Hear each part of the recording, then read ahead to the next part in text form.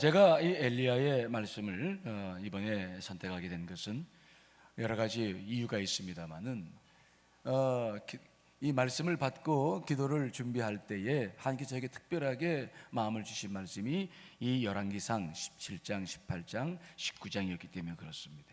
엘리야 시대와 같은 시대였음을 깨닫게 하시고 이 엘리야와 같은 시대에 우리가 해야 할 것이 무엇인가 저에게 특별한 마음을 주셔서 이 말씀을 준비하게 되었음을 먼저 알려드립니다. 여러분, 우리가 시대를 보는 눈이 자꾸 열려야 되는데 하나님께서 시대를 보는 눈하고 우리가 시대를 보는 평가하는 눈하고는 좀 다를 수가 있겠죠. 하지만 시대를 평가하는 눈은 세 가지가 정확히 있습니다. 시대를 평가하는 첫 번째 눈은 우리가 판단해 봤을 때에 늘 우리는 경제적인 상황을 봅니다. 그렇죠? 잘 살고 있느냐 못 살고 있느냐 경제적인 상황을 첫 번째 보는 게 우리가 사실이죠. 두 번째로는 시대를 보는 눈은 성경에 보면은 도덕적인 상황을 판단하는 눈이 잘 기록되고 있습니다. 하나님의 심판의 대상이 되기도 하죠. 그렇죠? 도덕적인 눈이 두 번째고, 세 번째로 우리가 시대를 볼 수 있는 눈이 있다고 한다면 영적인 상황이죠. 영적인 상황. 사람들은 경제적인 상황을 제일 먼저 봅니다. 그리고 그 시대를 평가하죠. 그런데 하나님께서는 어떤 기준으로 시대를 볼까요? 오늘 어떤 기준입니까? 어떤 기준입니까? 영적인 기준이죠. 영적인 기준입니다. 이것을 우리가 놓치서는 안 돼요. 자, 여러분 요한일서 3장 1절로 2절 말씀, 요한 3서 1장 2절 말씀 읽습니다. 시작. 사랑하는 자여, 내 영혼이 잘됨 같이 내가 범사가 잘되고 강건하기를 내가 간구하노라. 영혼이 잘됨 같이 범사가 잘되고 그 다음에 강건하기를 소망한다. 사도 요한의 굉장히 소중한 말씀이죠. 늘 기준이 분명해요. 그러니까 우리 크리스천들이 가져야 될 시대를 바라보는 눈은 우리가 개인적으로나 또 시대를 바라보는 눈이나 정확해요. 영적인 판단이 먼저 서시기를 간절히 축원합니다. 영혼이 잘 되면 또 그때 복을 받는 것은 문제가 되질 않아요. 그때 복을 받는 것은 더 큰 축복이 될 줄 믿습니다. 그런데 영혼이 잘 되지 않고 우리가 복을 받기 시작하면은 그 복은 얼마 가지도 못할 뿐만 아니라 그 복은 우리에게 독이 될 때가 많이 있어요. 그래서 우리가 이 시대를 보거나 내 개인적인 삶을 보거나 무엇을 보거나 이 판단의 기준을 늘 무엇으로 하느냐가 중요합니다. 우리는 쉽게 경제적으로 여유가 있으면 넉넉하게 살고 하지만 중요한 것은 그게 아니고 내 영적인 상황이에요. 내 영적인 상황이 지금 어떠냐 이것을 바라보시면서 경제적인 상황도 보고 도덕적인 상황도 바라보시고 모든 기준을 삼아 나가시기를 간절히 축원합니다. 왜 그러느냐? 그것 때문에 하나님의 모든 시비가 갈려지고 여러분을 향한 하나님의 계획도 다 달라지고 모든 문제들이 거기에 달려있기 때문에 그렇다는 것이죠. 자, 엘리야의 시대예요. 이 엘리야의 시대는 어떤 시대냐면은 아합 왕이 다스리던 시대였는데 여러분 BC 그러니까 주전 9세기경입니다. 9세기경 정확하게 말하면 주전 875년에서 854년까지 아합 왕이 다스리던 그 시대예요. 그 시대나 지금이나 사람이 먹고 사는 거 똑같고 하나님을 섬기는 상황 똑같고 도덕적인 상황은 똑같아요. 근데 그 시대는 어떤 시대였느냐? 물질적으로는 굉장히 풍요로웠어요. 이스라엘 역사 속에서 북이스라엘 역사 속에서 이 시대만큼 부강했던 시대가 없었어요. 아합 왕은 가장 극악무도한 왕이었는데 정치적인 수완이 좋았고요, 정치적인 수완도 굉장히 좋았습니다.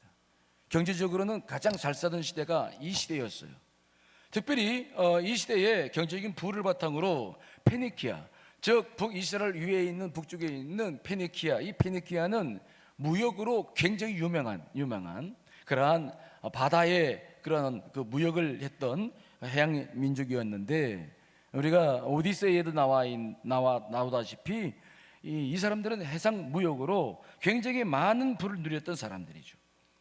그런데 바로 그 아합 왕이 북쪽에 있는 페니키아의 그 시돈, 즉 페니키아 수도 시돈, 그 페니키아의 공주와 정략 결혼을 하면서 페니키아와 그런 관계 속에 있다 보니까 막강한 그의 부를 북이스라엘로 끌고 오고, 북이스라엘은 그래서 굉장히 경제적으로 넉넉한 시대를 사는 겁니다. 무슨 말씀이 이해되십니까? 경제적으로 굉장히 넉넉해요. 이 정도 넉넉한 시대가 북이스라엘에 별로 없었어요. 근데 문제는 뭡니까? 그 시돈 페니키아, 그 시돈 지방에서 그 나라를 다스리던 왕은 곧 바알의 제사장이었는데, 그 바알은 풍요의 신입니다. 비를 주관한다고 생각했고 모든 풍족한 것들을 주관한다고 생각을 했어요. 그 바알의 부인이 누구냐면 아세라. 그러니까 바알 신상과 아세라 신상은 부부 신상인데, 이것은 풍요의 신이기 때문에 어떤 종교냐면은 이 바알과 아세라가 신전에서 그냥 행음을 하는, 그래서 이 바알과 아세라 신이 들어오면 전국에 신전이 세워지고 거기에는 여사제들이 있고 거기에서 그냥 공개적으로 국가 전체가 행음을 행하는, 거기에서 모든 행음이 공개적으로 행해지는 나라가 바로 북이스라엘이 되었다는 것을 여러분 기억하셔야 됩니다. 이해되십니까?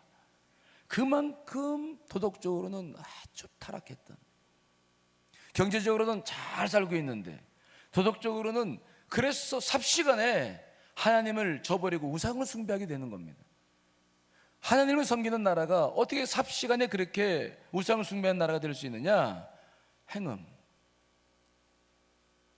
여러분, 이 문제는 지금도 우리나라도 마찬가지입니다만은 국가 권력을 가지고 있는 사람들 여러 가지를 가지고 국가를 다스리고 있는데, 아합 왕은 바로 유대 국가, 즉 남유다의 예루살렘의 성전이기 때문에 사실은 거기로 다 예배를 드려 가야 되는데, 그것을 방지하기 위해서 여호보람 때부터 그 사마리아에 신전을 만들어 놓고 금송아지 만들어 놓고 우상을 숭배하게 했는데, 그 전통을 이어받아서 아예 지금은 바알과 바세라를 섬기면서 공개적으로 나라가 전체가 행음을 하고 전체적으로 국가 권력을 통해서 그렇게 몹쓸 짓을 했던 시대가 이 시대였다. 그러니까 경제적으로 잘 사는 것이 문제가 아닙니다. 하나님과 관계가 벌써 이게 굉장히 중요한 문제를 여기서 지금 우리가 보고 있는 것입니다. 영적인 상황이 어떤 것이냐가 아주 중요한 것인데, 경제적으로는 문제가 없었어요. 정치적으로도 굉장히 안정되어 있습니다. 그런데 도덕적으로 심각한 문제를 가지고 있는 나라죠. 우리가 이 시대를 보는 눈도 분명하게 기준이 분명해야 됩니다. 우리가 이 시대를 바라보는 눈, 경제적인 상황입니까? 도덕적인 상황입니까? 아니면 영적인 상황으로 시대를 봐야 됩니까? 영적인 상황으로 볼 수 있어야 돼요. 경제적으로 잘 살고 못 살고는 금방 상황이 달라집니다. 하나님께서 주관하시기 때문에 하나님께서 역사하시면 금방 달라집니다. 중요한 것은 뭐냐? 영적인 그 상황을 늘 봐야 됩니다. 우리나라를 보십시오. 경제적인 부는 지금 우리나라가 지금 굉장히 여러 가지 정책을 잘못 쓰고 있기 때문에 지금 우리가 지금 당하고 있는 경제적인 문제는 어려움이 있습니다만은 국가 전체로 봤을 때는 지금처럼 잘 사는 시대는 없었습니다. 그러나 도덕적인 상황을 봤을 때는 과연 어떤 것인가? 이거는 이루 말할 수 없을 만큼 우리나라가 타락해 있다는 것을 여러분 아셔야 돼요. 제가 우리 아파트에서 어느 날 어떤 애가 또 이렇게 뭘 서서 보고 있어서 그냥 지나치다가 봤어요. 봤더니 초등학생인데 핸드폰으로 음란 포르노를 보고 있어. 너 뭐 보냐? 그랬더니 확 가더니 도망가요. 핸드폰을 갖고 있는 몇 번 클릭만 하면은 무서운 시대를 살고 있는 거예요. 지금 우리가 지금 경제적으로 부를 누리고 있고 통일을 소망을 가지고 있지만은 도덕적인 상황은 심각한 수준이죠. 우리가 늘 TV에서 나오는 또 인터넷에서 나오는 뉴스를 바라보시면 알겠지만 우리는 지금 경제적으로 잘 살고 못 살고 있는 문제만이 아니라 도덕적으로 심각한 문제를 가지고 있죠. 지금은 그러한 성적인 타락은 그만두고라도 스포츠, 여행, 수많은 것을 가지고 우리의 모든 영적인 회의적인 상황이 극도로 악화되어져 가고 있는 상황이기 때문에 영적인 상황들은 계속 무너지고 있다는 것을 우리가 보고 있죠. 이랬을 때에 하나님은 무엇으로 이런 민족들을 다스리고 하나님 어떻게 그 민족들과 관계를 맺고 오시는지를 우리가 볼 수 있어야 돼요. 오늘 지금 이 아합의 시대, 엘리야의 시대에 그런 상황들이 벌어지고 있습니다. 경제적으로는 잘 살았습니다만 도덕적으로는 심각하게 국가적으로 무너지고 있죠. 이런 때에 하나님은 무엇을 하시려고 하시나, 어떻게 이 문제를 해결하려고 하시나, 이것이 우리가 봐야 될 일들이죠. 자, 오늘 열왕기상 17장 1절은 그때 이렇게 시작되고 있죠. 자, 우리 스크린 보면서 같이 한번 읽어보겠습니다. 시작. 엘리야가 아합에게 말한, 내가 섬기는 이스라엘의 하나님 여호와께서 살아계심을 두고 맹세하노니 내 말이 없으면 수년 동안 비도 이슬도 내리지 아니한다는 거예요.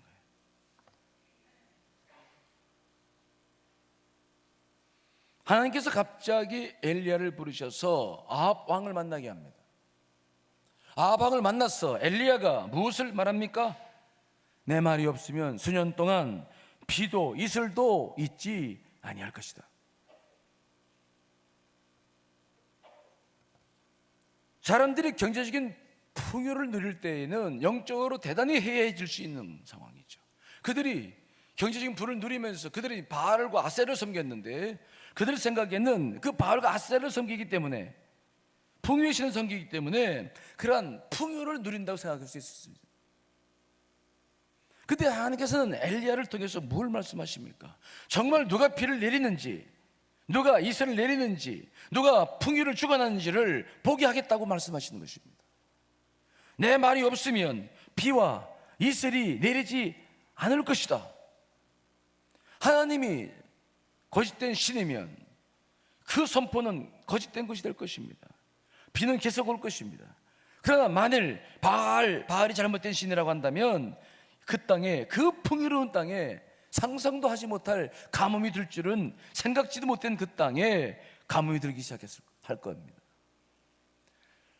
이러한 상황이 이 전개되는 것을 바라보면서 우리가 늘 기억해야 될 게 있습니다. 하나님은 경제적인 문제를 가지고 우리와 늘 관계를 맺고 우리를 심판하시기도 하시고 우리를 축복하시기도 하시고, 여러분 우리와 늘 깊은 관계 속에서 교제하고 있다는 것을 잊지 않으시기를 간절히 축원합니다.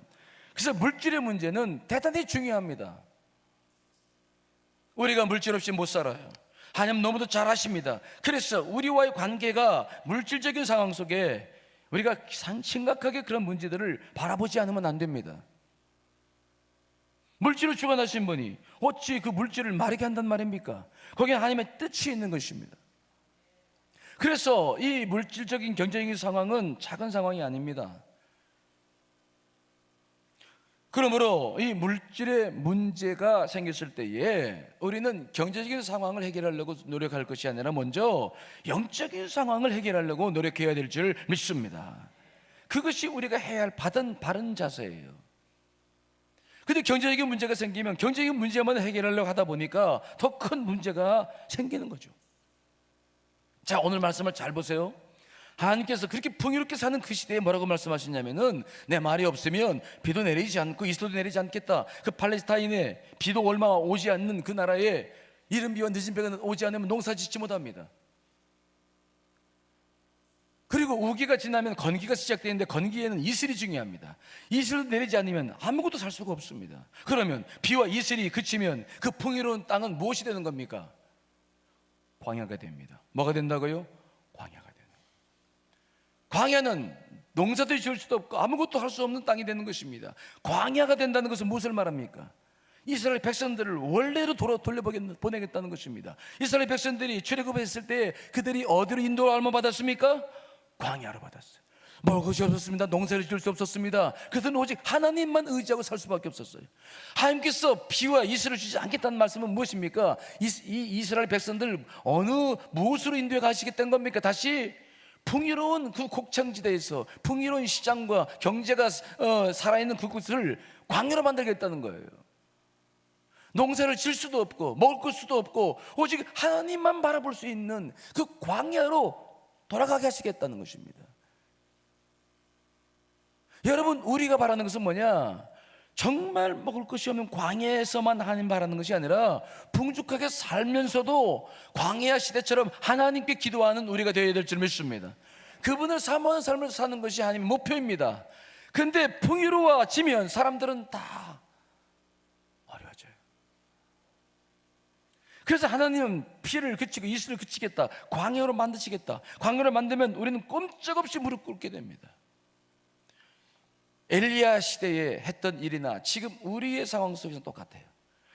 우리가 물질적인 풍요가 있을 때에 무릎을 꿇어 하나님을 섬기고 주를 위해 살기 시작하면 절대로 이런 일은 생기지 않아요. 그렇지 않으면 하나님의 역사는 반드시 있습니다. 왜? 이런 역사는 성경에 수없이 기록되고 있기 때문이죠. 자, 학개서 1장 5절 6절 말씀이죠. 읽어보겠습니다. 시작. 그러므로 이제 만군의 여호와가 이같이 말하노니 너희는 너희의 행위를 살필지니라. 너희가 많이 뿌릴지라도 수확이 적으며 먹을지라도 배부르지 못하며 마실지라도 흡족하지 못하며 입어도 따뜻하지 못하며 일꾼이 싹을 받아도 그것을 구멍 뚫어진 전대에 넣음이 되느니라. 이스라엘 백성들이 예루살렘 성전에 70년 포로 생활을 마치고 돌아올 때였습니다. 1차 바벨론 포로 귀환이 왔어요. 그들은 성전을 세우고 예루살렘 땅을 회복하려고 왔는데 그들이 와서 한 일은 무엇입니까? 성전 건축하려고 몇 년 하다가 안 되니까 성전은 더 이상 돌보지 않고 짓지 않고 자기 생업에 바빴습니다. 편박한 집으로 아름다운 집을 짓고 그들은 먹고 살기에 바빴습니다. 하나님께 관심을 갖고 하나님의 성전을 회복해야 될 그들은 성전을 회복하지 않고 먹고 살기에 바빴습니다. 그때 하나님께서 강력하게 학개 선지자를 보내서 뭐라고 말씀하십니까? 너희는 너희의 행위를 살펴라. 너희들의 행위가 뭐냐? 지금 무엇을 하고 있느냐? 살피라는 것입니다. 많이 뿌릴지라도 적게 거둔다. 아무리 배불리 먹어도 배부르지 않을 것이다. 마실지라도 흡족하지 못한 상황이 될 것이다. 일꾼이 아무리 싹을 많이 받아도 구멍 뚫어진 전대에 넣음과 같이 늘 빈곤에 허덕이게 하실 것이다 라고 말씀하시는 것이죠. 늘 하나님과 관계가 문제가 생겼을 때 하나님은 경제적인 문제를 가지고 늘 우리와 대화해 나가시는 거예요. 지금 문재인 정부가 여러 가지 일을 잘하고 있어서 너무 감사하고 정말 우리는 그 어느 시대보다도 행복한 시대에 살아가고 있지만 경제적인 문제는 그렇지 않습니다. 지금 우리가 통계를 보면 알고 있지만 자영업자들이 지금처럼 무너지는 시대가 없었어요. 통계를 잘 보십시오. 창업하는 사람보다 무너지는 사람들이 더 많아요. 경제 통계를 보시면 소시민들이 가장 심각한 시대를 겪고 있다. 왜요? 노동 시간은 단축되고 최저임금 상승으로 말미암아 여러 가지 변수들이 가장 많이 일어나고 있어요. 잘 사는 사람들은 괜찮아요. 그러나 서민들은 가장 큰 타격을 받습니다. 이렇게 되면 우리가 지금 이 경제적인 상황이 국가적으로는 큰 문제가 없지만은 우리가 살고 있는 지금 우리 서민 경제는 심각한 문제를 가지고 있어요. 어떻게 정부가 대응할지 잘 대응하겠습니다만은 그러나 우리는 그렇게 좋은 상황이 아니에요. 우리가 늘 인생을 살아가면서 경제적인 것을 경제적인 원리로 풀려고 하지 마시고 경제적인 원리가 문제가 생겼을 때는 반드시 먼저 영적인 문제를 풀어나가야 될 줄 믿습니다. 반드시 영적인 문제가 있습니다. 저도 지금 우리 교우들 몇 가정이 어려움을 겪고 있어서 급하게 기도 부탁이 와서 기도하고 있어요. 그 가정들 늘 기도하는 그 기도들이 늘 보면 다람쥐 쳇바퀴 돌아요. 좀 나아지면 금방 무너져 버려요. 또 기도하다가 세워놓으면 또 좀 하다가 또 금방 무너져 버리고 계속 반복되는 이런 형태들을 계속 보이고 있어요. 저는 이번 이 6월 특별 새벽 기도를 준비하면서 하나님 앞에 그런 기도를 해나가고 있습니다. 하나님, 이제는 우리가 눈을 떠서 잘 살게 될 때나 못 살게 됐다나 어느 때나 하나님 앞에 굳게 서는 우리 교우들이 되게 하여 주시옵소서. 어느 때든 더 바라는 것은 뭐냐? 정말 풍요롭게 살면서도 하나님을 위해 살아가는 우리 교회가 되게 해 주시옵소서. 왜 그런 것을 보는지 아십니까? 경제적으로 상황이 안 좋아지면 금방 헌금 상황이 달라져요. 교우들의 상황이 민감하다는 것을 알게 돼요. 왜 그렇습니까? 어려워지면 더 드리고 더 심고 더 나가야 되는데 금방 무너져요. 이게 교우들의 신앙이거든요. 헌금이 중요한 게 아닙니다. 마음이 중요한 거 아닙니까? 이런 것들 제가 지금 헌금 적금 나온다고 지금 여러분께 투정하는 게 아니에요. 그건 상관없어요. 주신 대로 우리가 쓰면 돼요. 그건 뭐 중요한 문제가 아닙니다. 다만 헌금 속에 담겨있는 마음들을 보시자고요. 11조 하지 않아요. 줄어들어요. 성경 같은 거 하지 않습니다. 하나님 앞에 드리는 것들이 먼저 줄어들어가요. 경제적인 것을 보는 눈이 아직 형성이 안 돼 있는 것입니다. 저는 어려우면 더 드려요. 더 심습니다. 그렇게 살아왔어요. 그런데 그것이 언제든지 옳아요. 경제적인 모든 문제를 주관하신 분은 여러분들이 아니고 국가가 아니고 누굽니까? 하나님이십시오. 하나님이십니다. 그 부분을 명확하게 하지 않으시면 일평생 동안 물질 문제 극복 못합니다. 좀 일어나면 또 무너지고 또 일어나면 무너지고 없으면 그냥 안 드리고. 물질 문제는 물질이 아닙니다. 하나님과 관계의 문제입니다. 신앙의 문제입니다. 하나님은 반드시 언제든지 경제적인 문제부터 시작돼요. 그렇기 때문에 여러분들의 신앙을 그냥 겉으로 하려고 하지 말고 중심을 다해서 정말 하나님과 관계 맺어 나가시길 간절히 축원합니다. 그렇지 않으면 경제적인 문제 못 풀어나갑니다. 여러분 따라하십시오. 입을 열면 가슴이 열리고 가슴이 열리면 하늘이 열린다. 우리가 눈여겨봐야 될 것은 내 경제적인 상황이고 그 경제적인 상황을 대하는 내 태도예요. 내 태도예요. 절대로 경제적인 문제는 하나님의 손에 달려 있습니다. 부하게도 하시고 또 가난하게도 하시고 한나의 고백을 들어보십시오. 걸음더미 위에 앉아있는 가난한 자들을 귀족의 자리에 또 앉게 하시는 분이 하나님이십니다. 힘들고 어려울수록 절대적으로 이 상황을 흔들리면 안 됩니다. 영적 상황을 흔들어버리면 다 흔들어집니다. 그러므로 우리는 어떤 시대가 됐든 어떻게 살아갔든 어떤 상황이 주어졌든 하나님 앞에 바로 서서 중심을 주 앞에 드리고 정말 기도하며 하나님께 나아갈 때 하나님의 놀라운 은혜와 축복이 이 민족 속에 우리 교회 속에 여러분 가정 속에 임하게 될 줄 믿습니다. 자, 오늘 우리가 기도하고 싶습니다. 오늘 기도해야 될 큰 제목이 뭡니까? 하나님, 내가 경제적인 상황과 도덕적인 상황과 영적 상황이 있는데